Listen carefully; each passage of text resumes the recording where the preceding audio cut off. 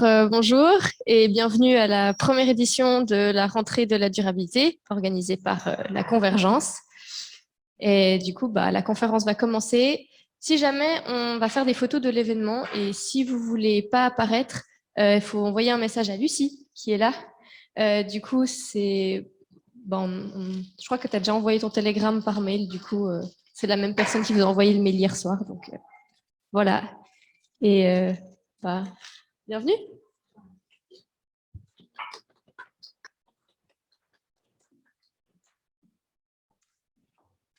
Merci Émilie, bonjour à toutes et tous. Déjà, merci de l'invitation.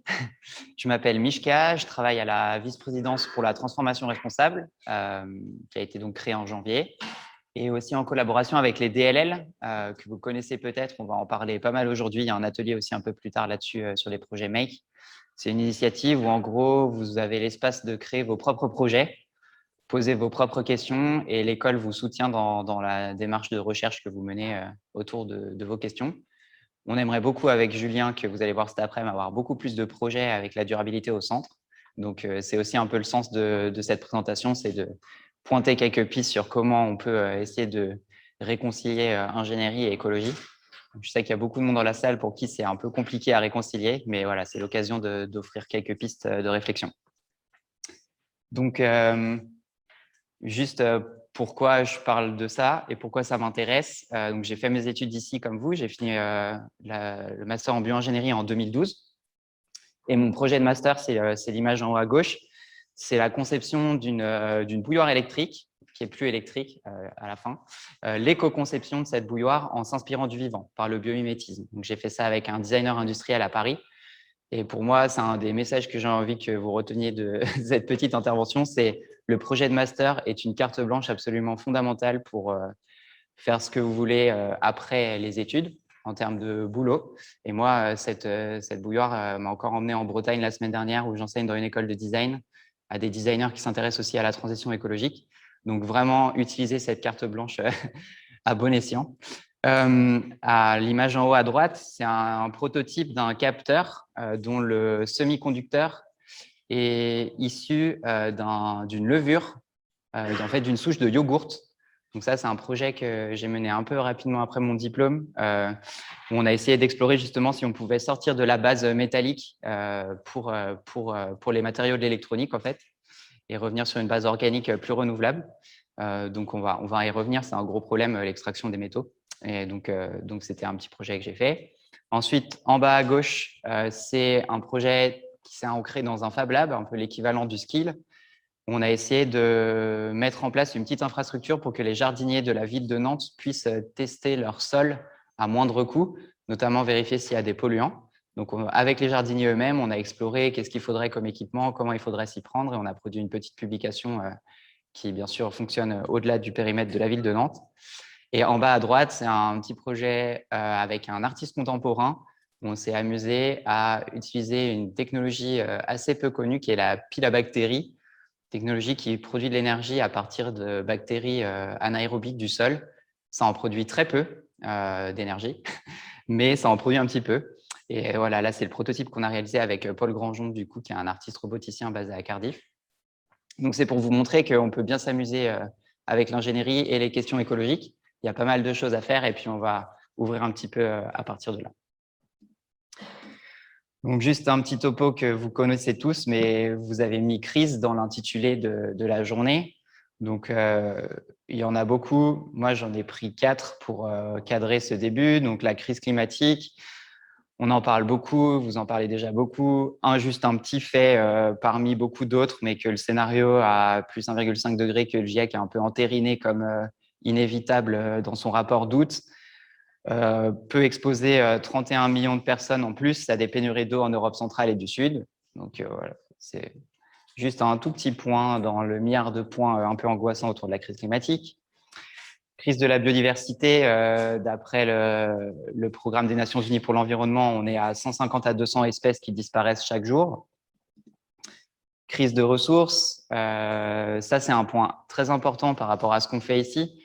Un travail assez peu médiatisé, mais très intéressant de Philippe Biwix qui date de 2012, où il montre l'interconnexion du pic du pétrole et du pic des métaux. En gros, plus on extrait du pétrole, plus on a besoin de métal pour extraire le pétrole. Et plus on extrait du métal, plus on a besoin de pétrole pour extraire le métal. Donc les deux pics partent dans la même direction. Et mauvaise nouvelle, la plupart de nos technologies de pointe sont très consommatrices de métaux et on les recycle très mal. Donc en gros, là, on a un espèce de goulot d'étranglement qu'il va falloir prendre en compte. Et la crise des inégalités, cette petite citation du rapport d'Oxfam de 2020 qui est assez explicative. Si quelqu'un avait pu économiser l'équivalent de 8 000 € par jour depuis la prise de la Bastille, c'est assez franco-français comme citation, 1789, il arriverait aujourd'hui à 1% seulement de la fortune de Bernard Arnault, qui est patron de LVMH et la première fortune française. Juste pour donner une idée des proportions auxquelles on fait face. Donc, on pourrait décider de renommer un peu ces crises de façon un peu plus explicite. Donc, on est vraiment face à une dérégulation du climat, une extermination du monde vivant, une surexploitation du monde vivant et des ressources naturelles, et puis une forte concentration du pouvoir, en fait. Donc, il se trouve que ces crises sont assez interconnectées. Le dérèglement climatique, il augmente le stress sur certaines espèces. Par exemple, on sait que l'acidification des océans, due à l'augmentation de la concentration au CO2, elle nuit au développement du phytoplancton, qui lui-même est un important puits de carbone et un important producteur d'oxygène. On sait aussi que la surexploitation des vivants et des ressources, elle extermine les vivants et surtout, elle détruit leurs habitats. Qu'on a 1 hectare de forêt qui est détruit chaque seconde dans le monde. Je vais se calculer depuis le début de ce speech déjà où on en est. On sait que l'extermination des vivants, elle réduit la disponibilité de certaines ressources renouvelables, justement, notamment en détruisant les écosystèmes. Par ailleurs, on sait que plus les ressources deviennent rares, moins elles deviennent accessibles. On sait aussi que plus on est riche, plus on émet du CO2. Et que le dérèglement climatique, il attaque, pour l'instant en tout cas, plus durement les personnes qui sont déjà en difficulté. Donc, c'est à la fois une mauvaise et une bonne nouvelle, mais tout est assez interconnecté. Donc, on peut prendre ça un peu comme un groupe de problèmes. Et que vient faire l'ingénierie là-dedans? Donc, ça, c'est la définition de Wikipédia, simple et efficace. L'ingénierie est l'ensemble des fonctions qui mènent de la conception et des études à l'achat et au contrôle de la fabrication, des équipements, à la construction et à la mise en service d'une installation technique ou industrielle. Donc, en gros, on est ceux qui outillons l'industrie, qui est la production de biens grâce à la transformation de matières premières ou de matières ayant déjà subi une ou plusieurs transformations de l'exploitation et de l'exploitation des sources d'énergie. Et l'industrie, on sait qu'elle fait donc, directement partie, c'est dans la définition de la surexploitation des vivants et des ressources. Elle est la principale source de dérèglement climatique, notamment juste les industries extractives, donc principalement l'industrie minière et agriculture, pêche, tout ça. C'est 50% des émissions de CO2 et c'est sans compter, par exemple, quand on compte l'industrie pétrolière, on ne compte pas le pétrole qui est consommé après. On compte juste l'activité d'extraire et de transformer le pétrole. Et puis, les mêmes sont responsables de 80% de la perte de biodiversité, notamment par la destruction des habitats. Et on sait aussi que la concentration du pouvoir est principalement due à des grosses entreprises industrielles qui permettent de concentrer les profits sur quelques personnes. Résultat, l'ingénierie est assez au cœur de cette dynamique parce que c'est elle qui outille tout ce brave monde. On sait aussi que les outils ne sont pas équivalents les uns et les autres, on va y revenir. Et du coup, c'est là qu'il y a sans doute une carte à jouer, entre autres. Donc, la question qu'on peut se poser légitimement, en effet, c'est est-ce qu'il faut juste simplement en finir avec la technique? Et des fois, il y a beaucoup de réflexions qui vont dans ce sens-là en se disant en fait, le problème, c'est la technique. C'est pas aussi simple que ça. Là, c'est un exemple issu de la pierre taillée que je tiens du cours d'histoire des techniques de Guillaume Carnino. C'est un chercheur qui s'appelle Éric Bouéda qui étudie de très près comment on fabrique les pierres taillées. Et il y a un peu dans l'imaginaire collectif, c'est beaucoup lié au mythe du progrès, mais l'idée que ces technologies est assez simple en fait, que c'est quelque chose qu'on peut facilement faire. C'est pour ça d'ailleurs que c'est des espèces de semi-singes qui ont commencé à faire ça. Et en fait, Éric Bouéda, avec son équipe, ils font beaucoup d'archéologie expérimentale, donc ils essayent de reproduire des pierres taillées qu'ils trouvent sur le terrain. Et en fait, c'est extrêmement compliqué. Ils envisagent qu'il faille en fait apprendre ça pendant des années et des années. que les êtres humains qui ont utilisé ces pierres taillées ou les homininés avant que ce soit forcément Homo sapiens sapiens passaient en fait des années et des années à essayer avant d'être capables de maîtriser la capacité à produire des pierres efficaces. Notamment, une démonstration qui a été faite en conférence ou qui est faite en conférence régulièrement, c'est compare un couteau moderne pour essayer de couper un tablier de cuir et un de ces éclats de pierre qu'ils ont trouvé sur le terrain. L'éclat de pierre est beaucoup plus efficace que le couteau moderne. Donc, ce n'est pas spécialement pour dire qu'ils étaient plus intelligents que nous ou que quoi que ce soit. C'est juste pour dire que la technique, en fait, c'est quelque chose qui coévolue avec l'humanité depuis toujours, qu'elle a toujours été à un niveau de complexité assez élevé, en fait, dans la capacité à la produire. Et que ça va sans doute pas changer parce que ça vient de l'histoire vraiment de qui on est en tant qu'être humain. Donc, la question, c'est plus quelle technique on fait que est-ce qu'on fait de la technique ou pas. Donc, où est-ce qu'on veut aller? C'est un peu la question qu'on veut se poser parce que derrière cette question de quelle technique on veut, c'est quel monde on veut en fait. Parce que ça fait aussi partie de la littérature sur la philosophie et l'histoire des techniques de montrer que la technique est productrice d'un rapport au monde. Et donc, sans forcément dire que par la technique, on va réussir à installer un monde, c'est en tout cas une composante importante de comment on interagit avec le monde. Donc là, c'est vraiment pour l'hypothèse, ce modèle-là peut donner une idée d'un monde dans lequel on aimerait vivre potentiellement. Vous parlez de durabilité sociale et durabilité environnementale. Là, on a d'un côté cette idée d'avoir une durabilité sociale, donc ce plancher social. Voilà, les indicateurs, les dimensions qui sont indiquées peuvent être discutables, mais en gros, l'idée qu'on aimerait qu'un peu tout le monde puisse vivre dans des conditions décentes et épanouissantes. Mais de l'autre côté, qu'on n'éclate pas le plafond écologique qui est garant de la pérennité de cette fondation sociale. Donc, il faut qu'on se situe dans ce donut qui est le modèle qui a été développé par Radworth, entre autres. Donc, en tant qu'ingénieur là-dedans, ou plutôt le rôle de l'ingénierie, parce que les ingénieurs ne sont pas obligés de faire de l'ingénierie, le rôle de l'ingénierie là-dedans, on peut l'imaginer à 3 points. On peut en imaginer beaucoup d'autres, mais c'est pour commencer à imaginer ça ensemble aujourd'hui. Il y a ces 3 points déjà qui peuvent servir de base de départ. Donc, d'un côté, comme on l'a vu avec le constat, on a clairement pour l'instant, on est en train d'éclater le plafond écologique. Donc, il y a une vraie réflexion de démantèlement qui doit se poser. Donc, démantèlement ne veut pas forcément dire destruction, c'est plutôt comment on réfléchit à arrêter des choses et comment on apprend à arrêter des choses qu'on pense qu'il faut qu'on arrête ou qu'on fasse moins.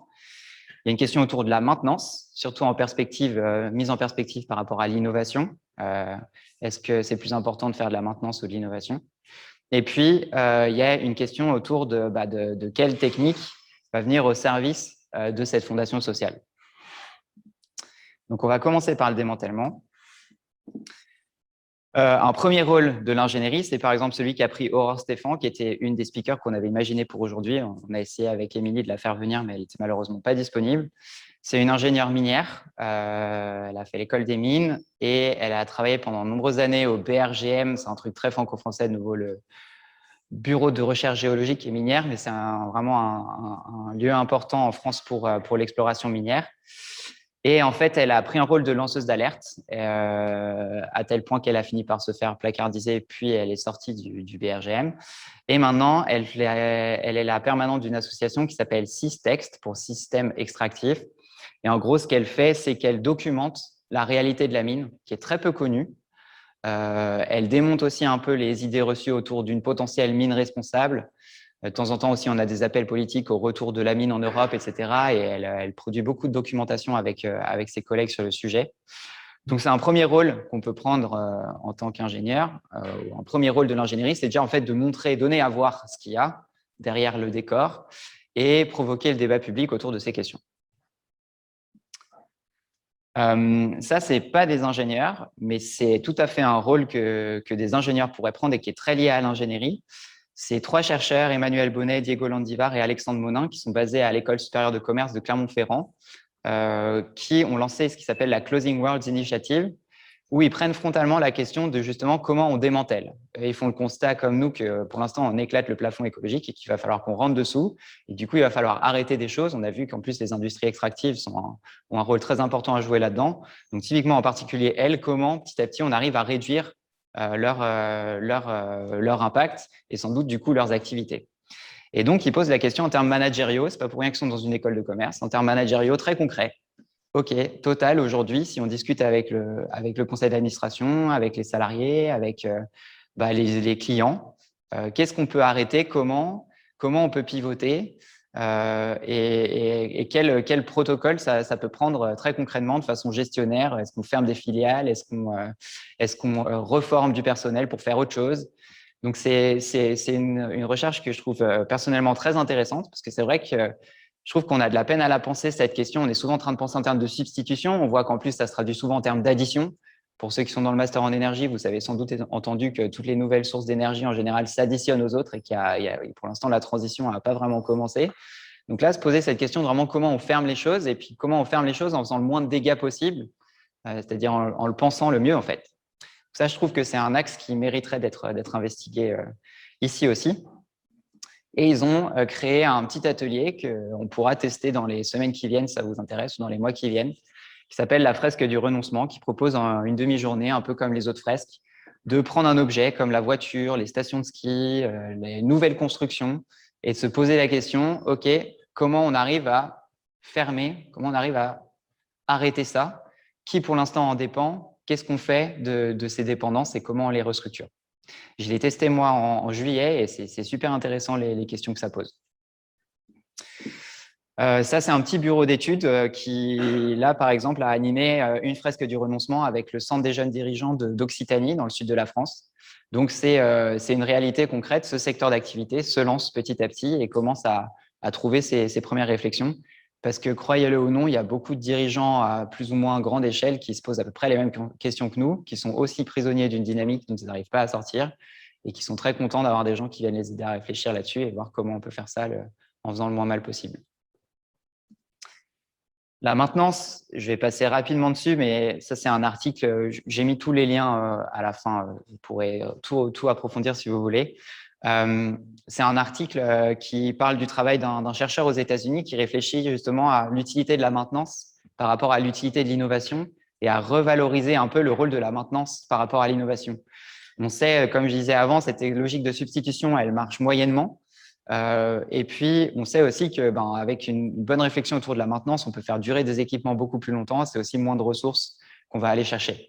Donc là, il y a peut-être beaucoup de choses à réfléchir aussi. C'est pas très sexy. On parle beaucoup plus d'un ingénieur qui a inventé un nouveau pont que d'un ingénieur qui a rétrofit un pont existant.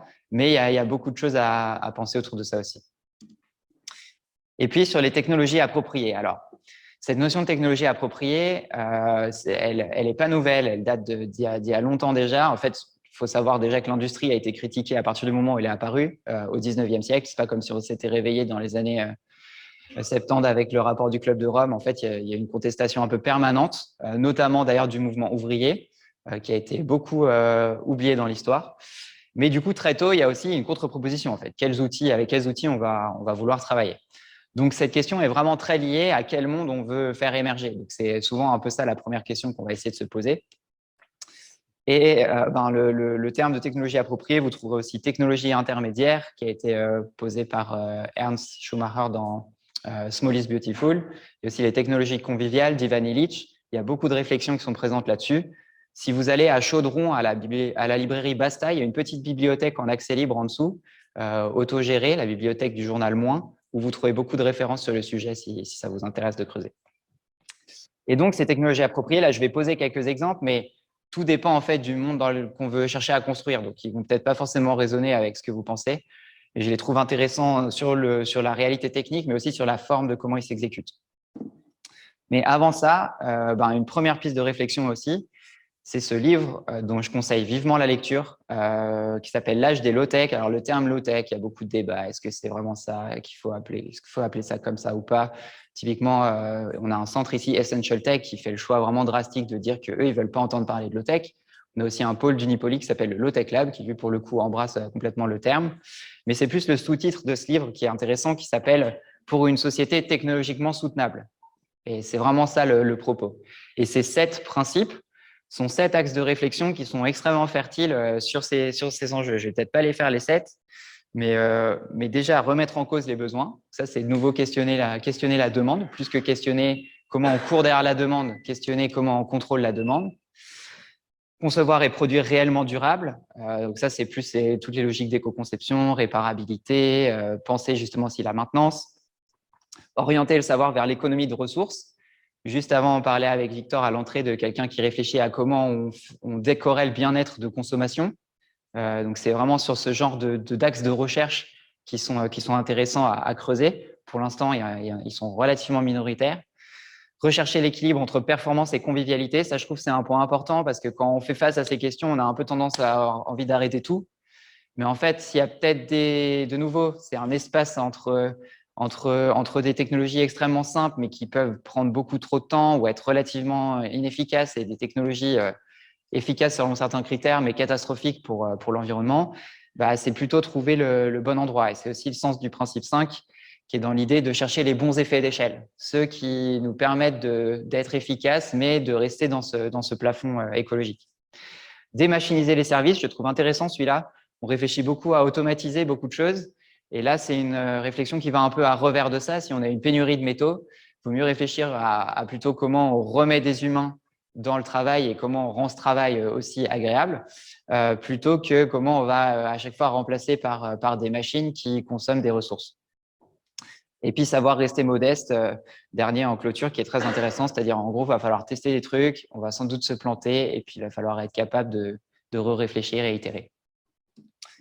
Exemple concret numéro 1, l'Atelier Paysan, qui est une coopérative qui a été montée par des agriculteurs bio, qui en fait faisaient le constat que par rapport à leurs petites exploitations, leurs pratiques agricoles un peu légères sur le travail du sol et tout ça, tout ce que leur proposait l'agro-industrie, ça collait pas. Ça venait plutôt travailler, déjà c'était très cher, surdimensionné par rapport à ce qu'ils avaient besoin, et puis des fois ça venait même nuire à certaines pratiques agricoles qu'ils essayaient de mettre en place, comme compacter le sol avec des machines trop lourdes ou comme ça.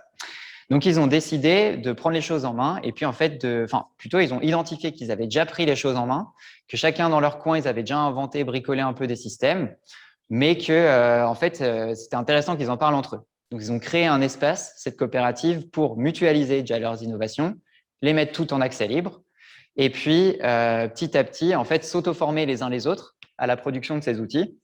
Et puis, avec le développement venant, ils ont commencé à recruter quelques ingénieurs qui viennent en fait vraiment au service de leur réflexion à eux. Donc, c'est eux les patrons et c'est les ingénieurs qui bossent à leur service. Et eux, ils disent, voilà, moi j'ai tel problème. Alors, il y a des ingénieurs agronomes qui sont plutôt experts sur qu'est-ce qui se passe du côté du vivant. Après, il y a les ingénieurs plutôt mécaniciens qui viennent aider côté machine.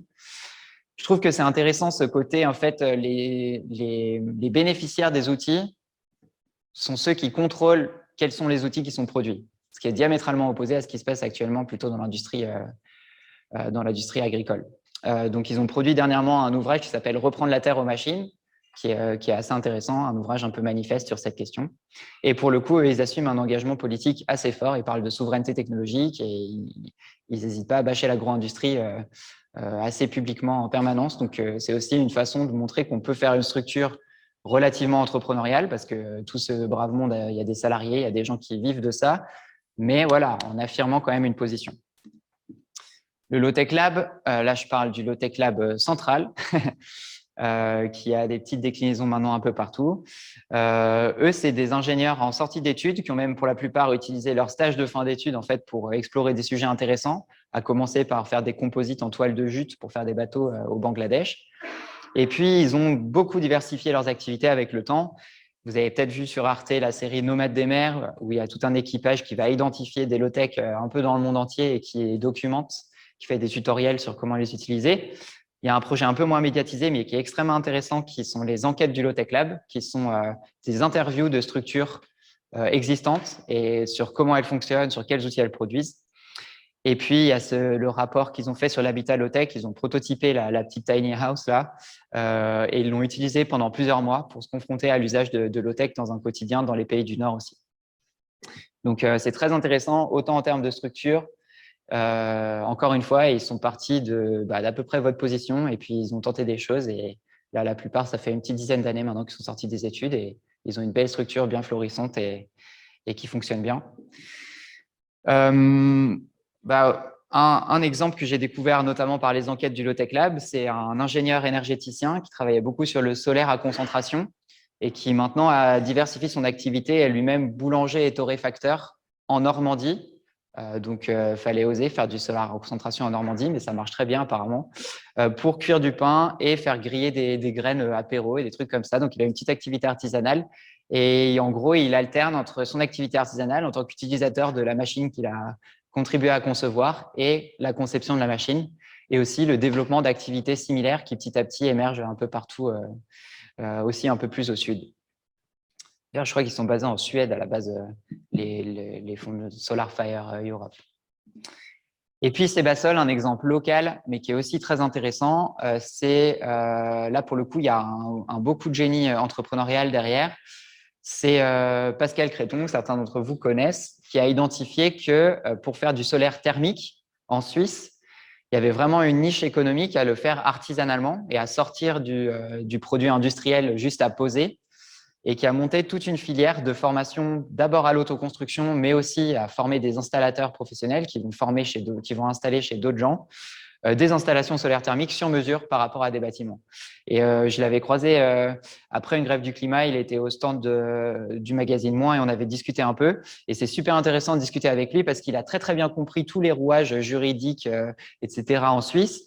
Et il dit, voilà, là, on peut utiliser tel espace pour avoir telle subvention, pour pouvoir financer telle partie de la machine. Du coup, c'est plus intéressant ce que nous, on fait que d'acheter le produit industriel parce qu'on peut faire sur mesure, on peut gagner sur tel et tel point, on peut utiliser moins de matière. Et puis, le métier des installateurs est beaucoup plus intéressant parce que juste poser un truc, ils doivent tout dimensionner la machine, tout installer. Il y a du travail du métal, du travail du bois, il y a de la structure, de la charpente, il y a plein de choses. Il y a de la plomberie. Et résultat, en fait, il y a un certain nombre d'ingénieurs PFL qui vont faire cette formation après la fin des études et qui finissent installateurs solaire thermique. Repenser le rôle de l'ingénieur dans une société de décroissance, c'est un petit rapport dont on a fait l'arpentage avec ingénieurs engagés, le pôle d'Unipoli, il y a quelques temps, c'était en 2020. Pareil, il propose plein de pistes sur comment prendre le rôle d'ingénieur dans cette perspective de on veut rester sous le plafond écologique. Et notamment, il parle de rôle qu'on a déjà pu voir, mais d'un ingénieur un peu facilitateur d'une logique collective qui va venir impulser chez des concernés un travail sur la réflexion autour de leurs outils et de l'usage de ces outils. Hop. Ah, je crois qu'on est en train de perdre Zoom.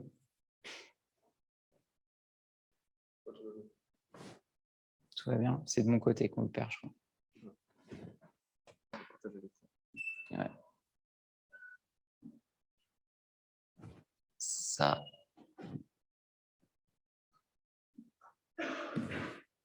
Ouais.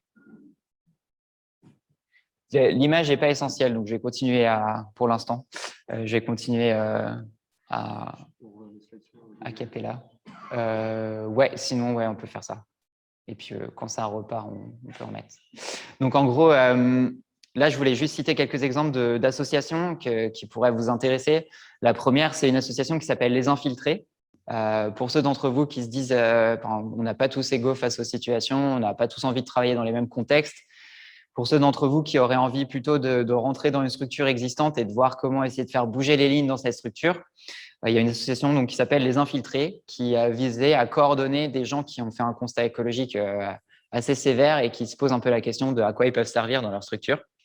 Et donc cette association, elle est super intéressante dans ce regard-là. Dans le même mouvement, il y a Vous n'êtes pas seul, que vous connaissez peut-être aussi, qui s'est illustré par des tribunes assez médiatisées sur le rôle de l'ingénieur et qui était notamment sur une incitation assez drastique à la désertion de l'ingénierie. Je ne serais pas forcément aussi catégorique qu'eux, mais leur travail est intéressant. Et pareil, ils font un travail de documentation un peu comme Aurore Stréfan qu'on a vu au début sur la nature de la réalité du monde technologique derrière le décor. Ah, ça a l'air de remarcher. Ouais, nickel. Super. Et puis, ingénieur engagé, voilà, qui est un répertoire. En fait, c'est juste des gens qui se sont rassemblés autour de cette question comment on peut être ingénieur sous le plafond écologique et en préservant la fondation sociale. Et il y a un groupe Facebook avec à peu près 3000 personnes qui a vraiment une très, très grande diversité, beaucoup plus que ce que je vais pouvoir vous présenter ce matin, de gens qui ont pris cette question à bras-le-corps et qui l'incarnent de façon plus ou moins satisfaisante pour eux-mêmes dans différents rôles. Mais donc, il y a beaucoup de choses à aller chercher là-bas aussi. Et il y a un pôle ici local à Unipolis. Juste pour finir, les ingénieurs ne sont pas obligés de faire de l'ingénierie. Comme je l'ai dit, et c'est pour ça que j'insiste sur cette première partie d'abord, je pense qu'il y a beaucoup à faire. Donc, ce n'est pas la question de vous inviter à faire autre chose. Mais pour ceux d'entre vous, et il peut y en avoir quelques-uns qui se disent en fait, développer de la tech, c'est pas trop ma tasse de thé, c'est pas trop ça que j'ai envie de passer du temps à faire. Pas de souci, il y a plein d'autres trucs à faire. Là, c'est encore plus infini que ce qu'on vient de commencer à discuter. Mais 2 exemples. Léna Ballot, qui est une ingénieure agronome, qui s'est installée en agricultrice et qui vient de coécrire un livre extrêmement intéressant qui s'appelle Nous ne sommes pas seuls. Le sous-titre, encore une fois, est intéressant aussi, Politique des soulèvements terrestres, qui réfléchit avec Antoine Chopeau sur comment on peut s'appuyer sur des espèces vivantes pour lutter contre l'industrie destructive. Notamment, elle cite l'exemple de l'amarante résistante aux OGM, enfin, résistante à l'herbicide Monsanto, qui a servi à détruire des cultures OGM en Amérique du Sud. Elle parle aussi de la renouée du Japon, comme une plante assez intéressante qui vient se poser dans des interstices et nuire un peu à une certaine artificialisation de la ville. Donc il y a voilà, beaucoup d'exemples intéressants dans ce livre. Autre exemple, Marion Oleknovitch, qui a fait Centrale et qui a décidé de devenir facilitatrice. Donc maintenant, elle anime des dynamiques collectives dans différents contextes associatifs et dans les entreprises. Donc voilà, avec les compétences que vous avez, en fait, il y a plein de choses que vous pouvez faire. Et si en plus vous utilisez votre capacité d'apprendre à apprendre pour aller apprendre, par exemple, la philosophie, vous pouvez même être philosophe si vous voulez. Donc les possibilités sont infinies. En résumé, en gros, quelques questions. La première, c'est sans doute quel monde voulons-nous voir émerger, parce que c'est par là que ça commence. Et puis ensuite, en gros, de quels outils ce monde a-t-il besoin et comment on peut les réaliser et les rendre viables. Et puis après, penser, ben voilà, les ingénieurs, on peut toujours aller s'amuser à faire autre chose que ce qu'on sait faire, mais il y a aussi plein de choses qu'on sait faire que d'autres ne savent pas faire. Et du coup, ben, quelle est notre valeur ajoutée particulière avant d'essayer de forcément essayer d'être quelqu'un d'autre. Une invitation à déborder le cadre de l'ingénierie actuelle aussi. Je pense que la plupart des gens que j'ai présentés ici, en fait, ils ont tous en commun de s'intéresser à beaucoup plus que la technique, et en particulier aux sciences humaines et sociales. Donc ça, c'est une invitation à vraiment approfondir cette réflexion. Et puis voilà, en fait, il reste beaucoup de choses à imaginer. Donc là, c'est juste quelques pistes, mais c'est surtout un énorme chantier. Et puis il y a plein de réflexions à imaginer, plein de choses à imaginer. Le monde qu'on veut voir émerger, il est largement à inventer, et du coup, les outils qui le soutiennent aussi. Et enfin, dernier point très important à titre individuel, en tant qu'ingénieur, je remarque qu'on a souvent le trempisme d'essayer de comprendre le problème, c'est de comprendre quel est le meilleur point de levier dans le problème et dire, OK, donc c'est ça qu'il faut qu'on fasse. Puis après, des fois, on se retrouve dans une situation où ça ne nous correspond pas du tout. Parce que typiquement, on voit bien qu'il faudrait faire des actions de désobéissance civile, mais on ne supporte pas le conflit. On aime bien, on trouve que ce serait intéressant de travailler sur l'énergie, mais en fait, ça ne nous intéresse pas. Et bah, ce n'est pas grave. Commencez par déjà qui vous êtes, ce que vous avez envie de faire au quotidien, et puis il y a sans doute façon de mettre ça au service du monde que vous voulez voir émerger. Et dernier point, il y a beaucoup de choses à faire sur le campus. Ça, c'est Timothée et Carla ici présents qui ont produit cette étude l'année passée dans le cadre d'un cours SHS. Très bon exemple d'ailleurs de comment utiliser un cours EPFL pour faire un truc intéressant. Donc, il y a beaucoup d'opportunités sur le campus pour lancer vos projets. En fait, des fois, on se rend compte qu'avec le recul, mais il y a du financement, il y a de l'expertise, il y a plein de gens pour vous aider ici. Et commencer pendant les études, je l'ai déjà dit plusieurs fois, mais ça vous donne une longueur d'avance très précieuse pour en fait commencer à rentrer dès vos premiers jobs sur des jobs qui vous passionnent.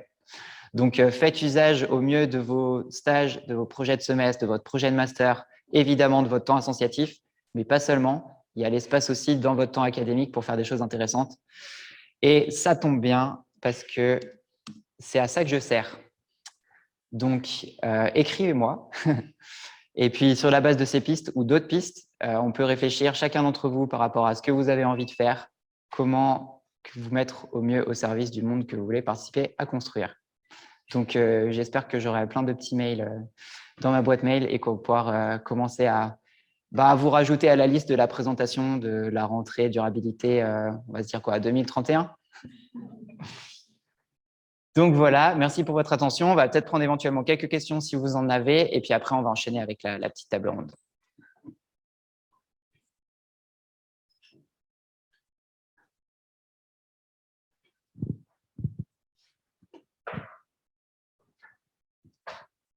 Oui. Cyril Dion disait, il y a déjà presque 10 ans, les solutions du XXe siècle sont les problèmes du XXIe siècle. Qu'est-ce que tu en penses? Je pense que c'est assez pertinent. Après, je pense qu'il y a une façon de penser des solutions qui peut être un peu plus subtile que ça. C'est-à-dire que les solutions qu'on nous a vendues au XXe siècle, typiquement, François Jarige, historien des techniques, montre qu'il y a de la contestation sur ces solutions dès la fin du XIXe et qu'il y a des rapports de force et des rapports de pouvoir qui font qu'elles sont mises en place quand même. Il a une super citation, je ne me rappelle plus le détail, c'est dans si vous voulez le rechercher, c'est dans la conférence qui a été organisée par Sciences Critiques sur la question de la critique de la technique, où il cite une citation d'un député fin 19e qui dit « Je préfère une civilisation qui brille de façon éphémère qu'une civilisation qui est médiocre à long terme ». Pour typiquement notamment défendre le soutien à une politique extractiviste. Donc, ce n'est pas non plus comme si on était condamné à mal penser les choses.